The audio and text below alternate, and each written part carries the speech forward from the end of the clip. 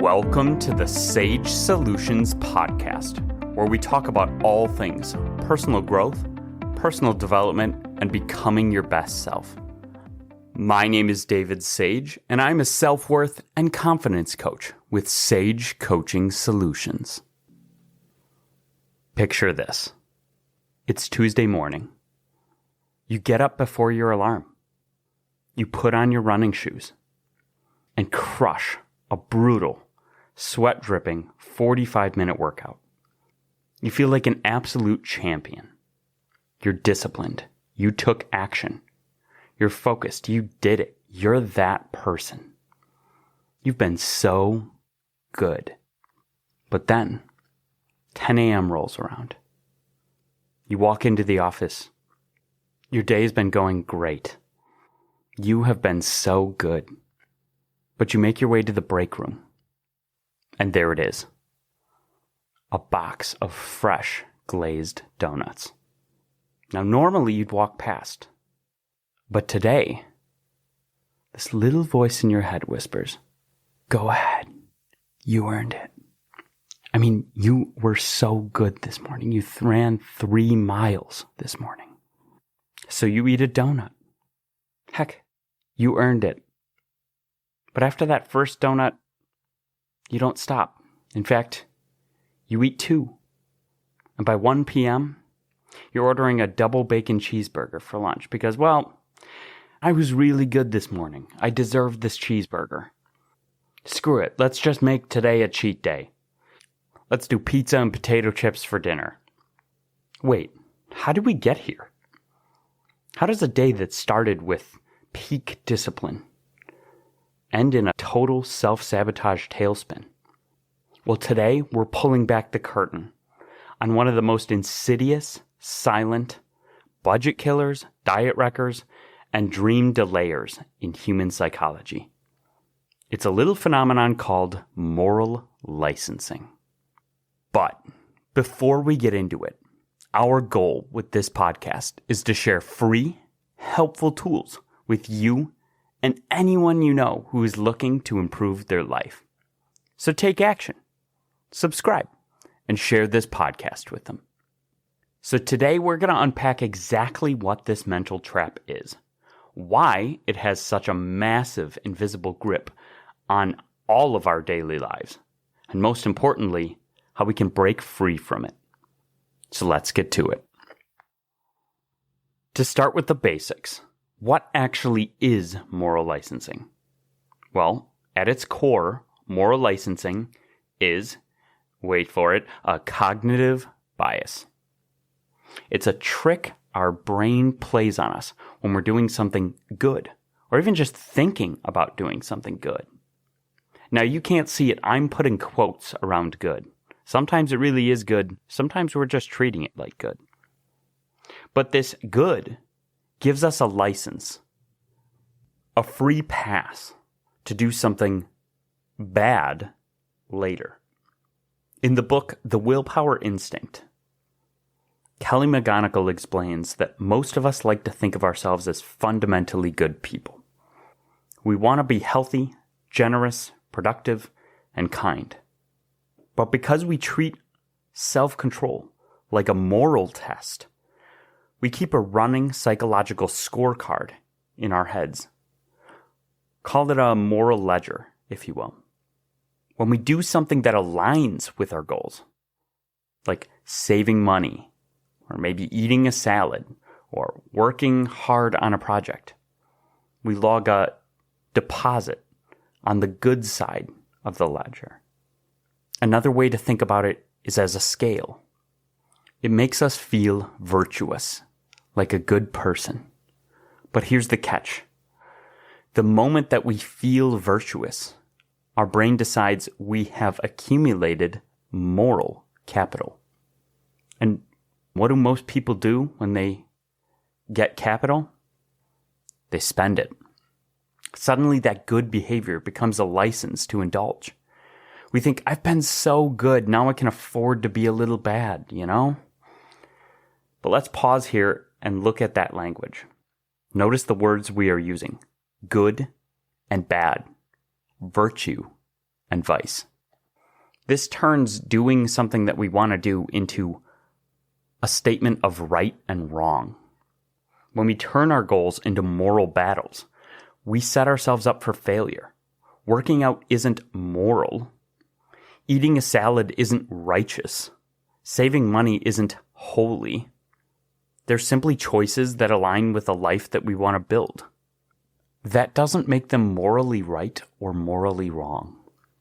But the second that we label them as moral, we treat the opposite behavior, resting, eating a cookie, or spending money, as a reward that we've earned.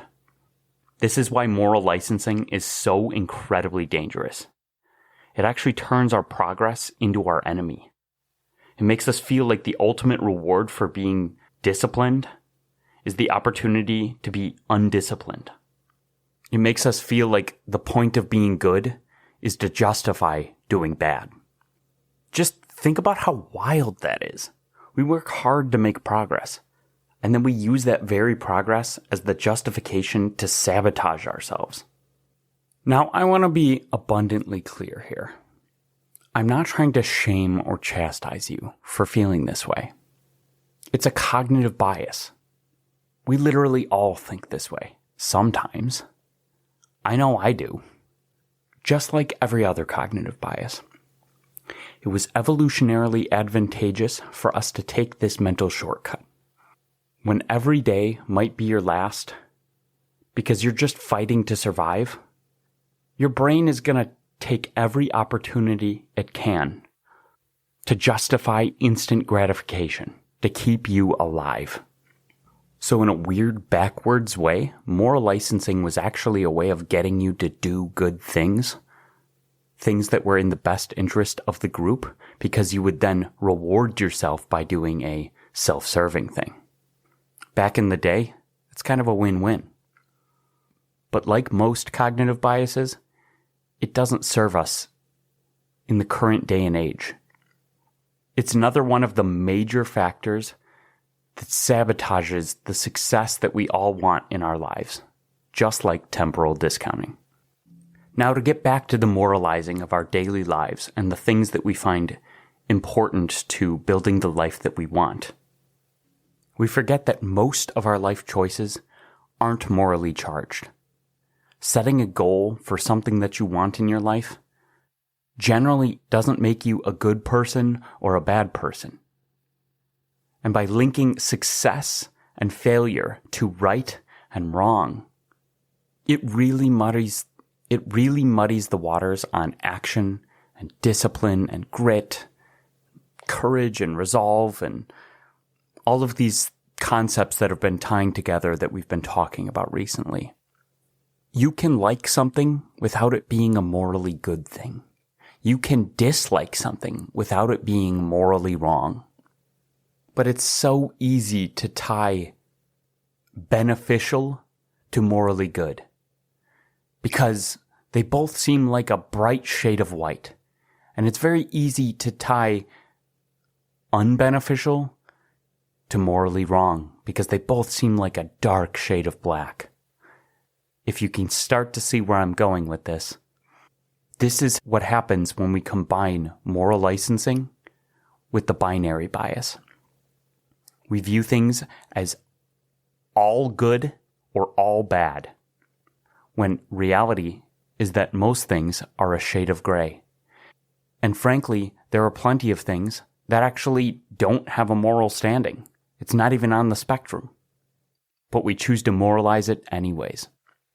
I've got to be honest, I fall into this too sometimes. In fact, I fall into this a lot of the time. This is a newer concept to me.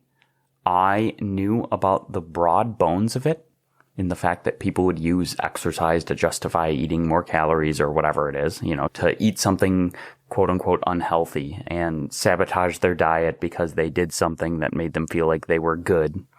I really, really did not understand the scope of this, or that it was such an established thing. This is a concept that blew my mind when I learned about it, and it was deeply uncomfortable because I was doing parts of this subconsciously, and they were sabotaging things in my life, and I had no idea why. I'm thrilled to be bringing this to you, but I do get that this is not a fun topic. This is not a comfortable topic, but if we cover our ears and say la, la, la, la, la, it's not going to go away. I've found that in different aspects of moral licensing, especially before I became aware of it, there were parts of moral licensing I was falling into all the time. In fact, just the other day, I had a really productive day where I was learning a bunch about a new concept, and I had spent hours really digging deep into this. And I was literally telling myself, good job, I'm doing so good today. I mean, I was in the zone. I felt incredibly productive. And as soon as I finished, I literally thought, man, that was killer. I've been so good. I deserve to relax. But then relaxing didn't mean taking a walk or doing something productive or reading a book or doing something that was actually a form of filling up my cup or taking care of myself. Relaxing ended up becoming scrolling YouTube videos and watching YouTube shorts for almost 2 hours. And then I think later that day, I did not eat so healthy. Almost sort of a slippery slope type of thing. And it's not just that time. I've found myself on so many occasions having days where I'm very productive and then framing that mentally as being good, like a good person. Even though I know that that has nothing to do with being a good person.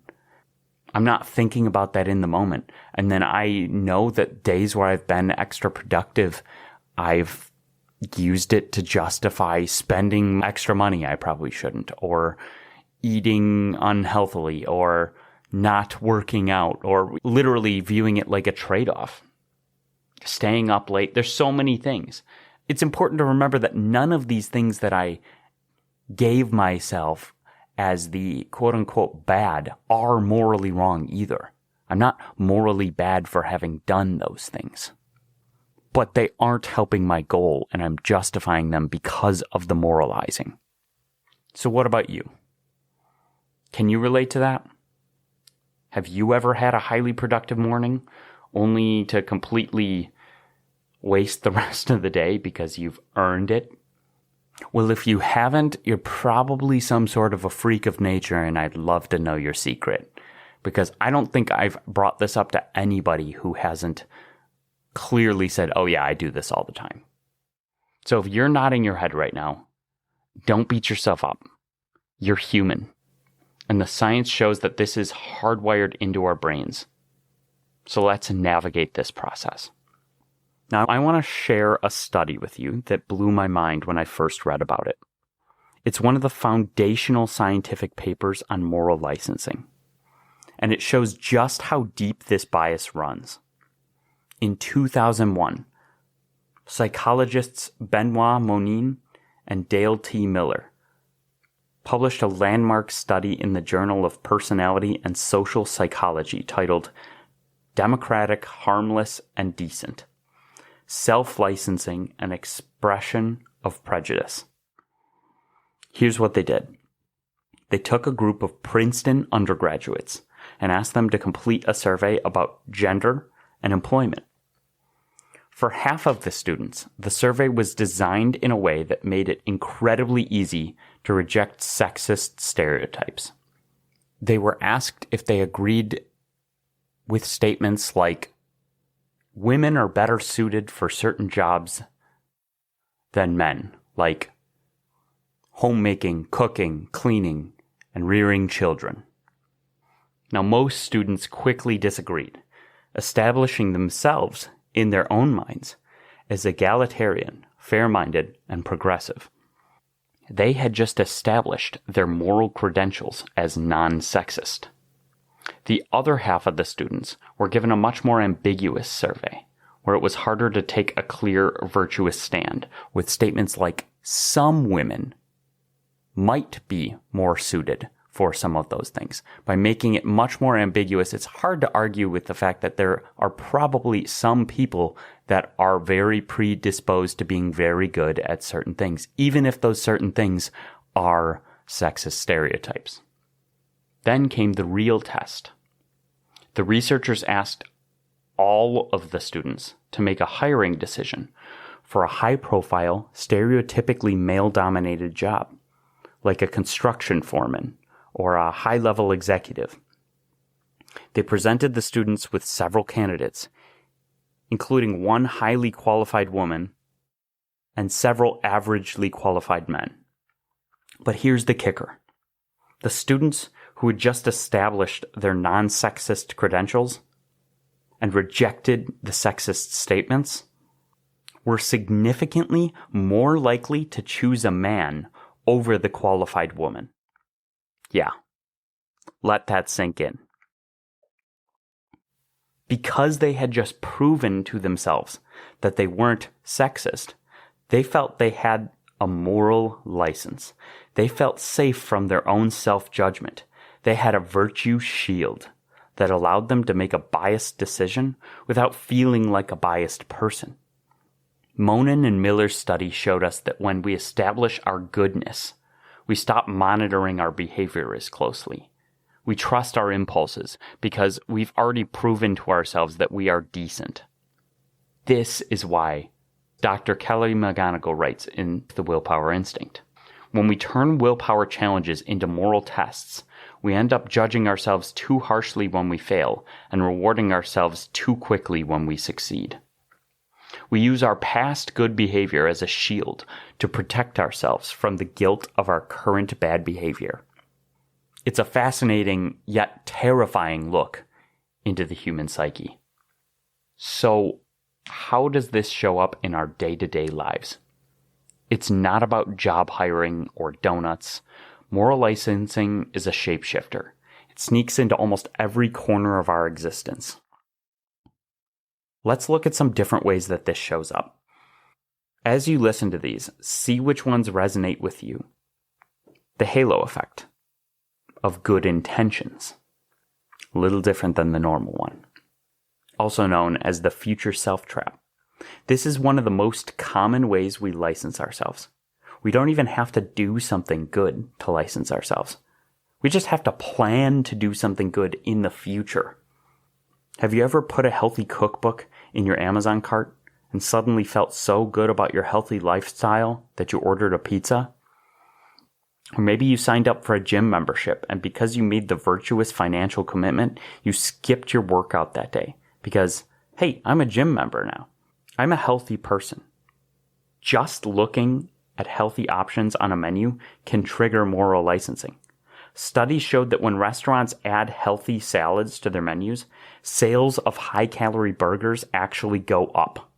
Why?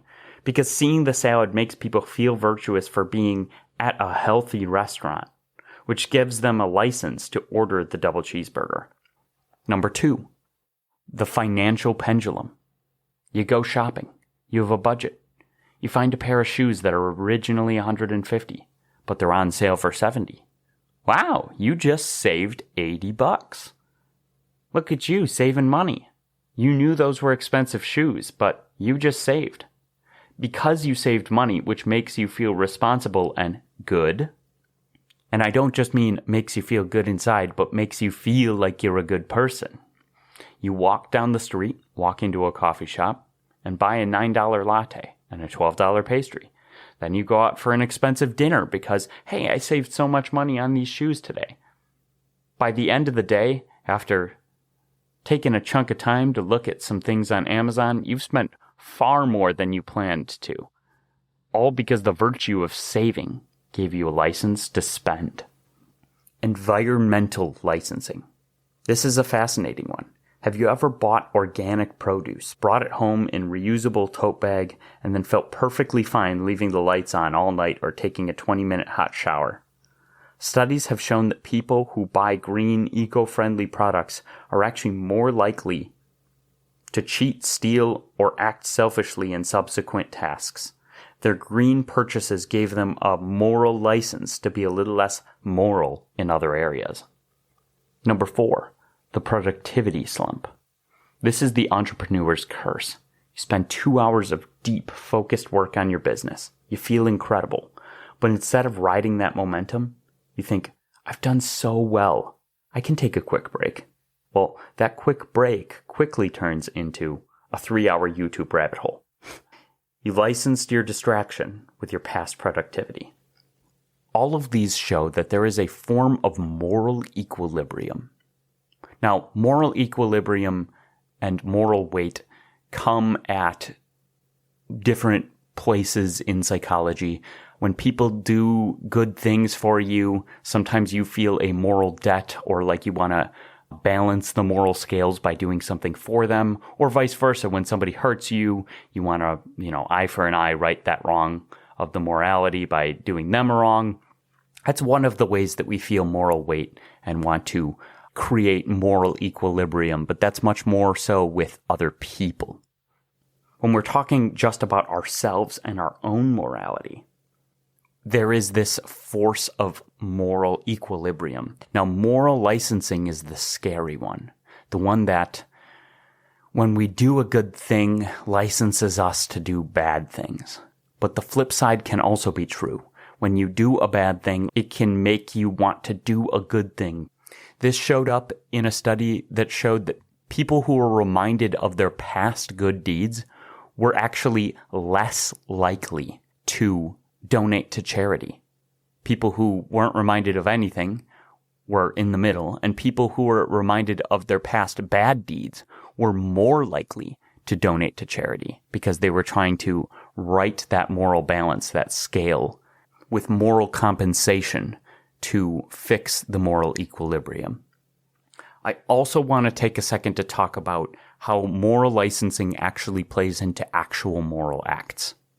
That's not really the major point of this podcast, but I think it's important to think about.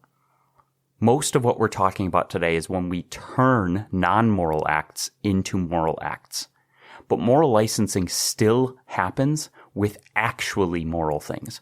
When you do actually morally good things, you are much more likely to morally license yourself to do actually morally bad things, or things that you are treating as morally bad, or vice versa. This is actually the reason that people who are on extreme diets are more likely to cheat on their spouse, because they are viewing the hard thing that they're doing as morally good, and it leaves them the license to do something that's actually morally bad. Needless to say, moral licensing is one of the major ways that we sabotage and deplete our willpower. It's just not talked about very often because it's a pretty uncomfortable topic. Okay. Let's take a step back. We know what it is. We know the science. We've seen how it sneaks into our diets, our wallets, our work, and our minds. Now, let's talk about what we can do about it. How do we break this ledger? How do we stop sabotaging our future self the moment we make a little bit of progress? Here are 4 practical, deeply transformative shifts you can start practicing today. Number 1. Dismantle the good versus bad language. The first step is a linguistic shift. And the reason that we're even doing this linguistic shift is to change our perspective. So really, it's a mental shift, and we're using language to make it happen. We have to stop labeling our choices as moral victories or moral failures. When you go to the gym, you aren't being good. You are simply taking care of your physical body. When you eat a piece of cake, you aren't being bad. You are simply enjoying a dessert. If you label eating a salad as good, your brain will automatically label eating a cookie as bad, which turns the cookie into a forbidden reward. Instead, ask yourself this question: does this choice align with my goals, or does it take me further away? It's not about morality. It's about alignment. This removes the emotional weight and prevents your brain from keeping that dangerous moral ledger. Number 2, focus on the why, not the how much. When you make progress, let's say you save $100 this week. Your brain's natural instinct is to think, look at how much progress I've made. I've been so good, I can relax. To combat this, Kelly McGonigal suggests we shift our focus from our progress to our commitment, to our resolve, to our why. Instead of asking, how much did I achieve today? Ask yourself, why did I make this choice in the first place? If you saved $100, don't focus on the $100. Focus on why you are saving. Focus on your resolve. Is it for financial freedom? Is it to buy a home? Is it to feel secure? When you connect with your why, your progress becomes a reason to keep going, not an excuse to stop. It reminds you that the good behavior wasn't a chore you had to get through. It was a choice, a step towards the person you actually want to be. And the science backs this up. When people connected to their resolve, to their why, it completely erased the effect of moral licensing. Number 3, shift your identity. Now this is a game changer. Moral licensing relies on the idea that who we really want to be is the person who eats the donuts, spends the money, and slacks off, and that we are only forcing ourselves to be good to justify our bad. As long as you believe your real self wants to indulge, you will always view discipline as a punishment and indulgence as a reward. We have to shift our identity. You aren't a lazy person who is forcing yourself to work out. You are becoming an athlete. You are becoming a healthy person. Now, you might be an athlete. You might be a healthy person. And that's even better than saying you are becoming. But if you have a hard time believing that, then switch to the becoming language. A growth mindset makes anything possible. It's the shift that can make any affirmation into a believable statement of progress.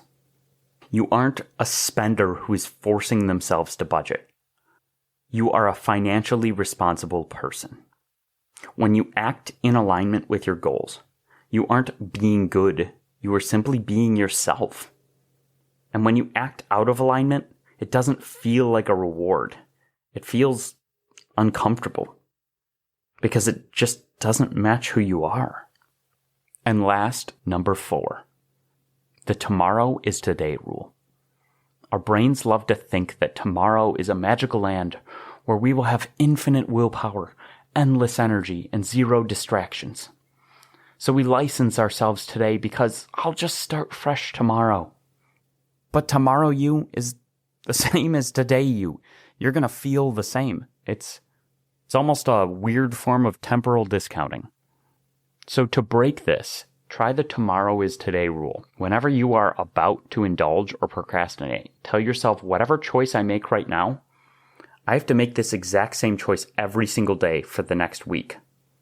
Now, you don't actually have to do this, but the mental exercise makes things very clear. If you want to skip your workout today, then you have to skip it every day this week. If you want to eat that donut today, then you have to eat one every day this week. The simple mental shift forces your brain to see the cumulative impact of your choices. It strips away the illusion that tomorrow will be this magical different place and brings you right back into the present moment. And once you've given yourself that wake-up call, use the first 3 mental shifts to right the ship. So, my friends, as we wrap up today's episode, I want to leave you with one final thought. Moral licensing is not a character flaw. It is a biological, psychological mechanism that every single human being on this planet deals with. Your brain is just trying to find the path of least resistance. It's trying to keep you safe, comfortable, and happy in the moment. But true growth, the kind of growth that we talk about here at the Sage Solutions podcast, doesn't happen in the comfort zone. It happens when we look our impulses in the eye, recognize the tricks our minds are playing, and gently steer ourselves back to our true north. The next time you do something great, don't give yourself a license to drift. Give yourself a high five. Remember why you did it, and take one more step forward. You don't need a license to sabotage the life you are working so hard to build. One quick little caveat. There are times where we are all going to fall into this. And there are actually times where moral licensing doesn't actually become a bad thing. You can do something where you are moralizing it subconsciously and then try and give yourself a break or a rest. And if that break or a rest is something that also fills up your cup, then you just did something you wanted to do and rewarded yourself with another thing that was good for you. I'm not going to tell you that that situation is bad. So just like anything, there is some shades of gray here. But the mass majority of the time, this one's a killer. So let's ditch the license and move forward with life. And remember, you are enough, and you deserve to fill up your inner cup with happiness, true confidence, and resilience. Thank you for listening to the Sage Solutions podcast. Your time is valuable, and I'm so glad you choose to learn and grow here with me. If you haven't already, don't forget to subscribe so you don't miss out on more sage advice.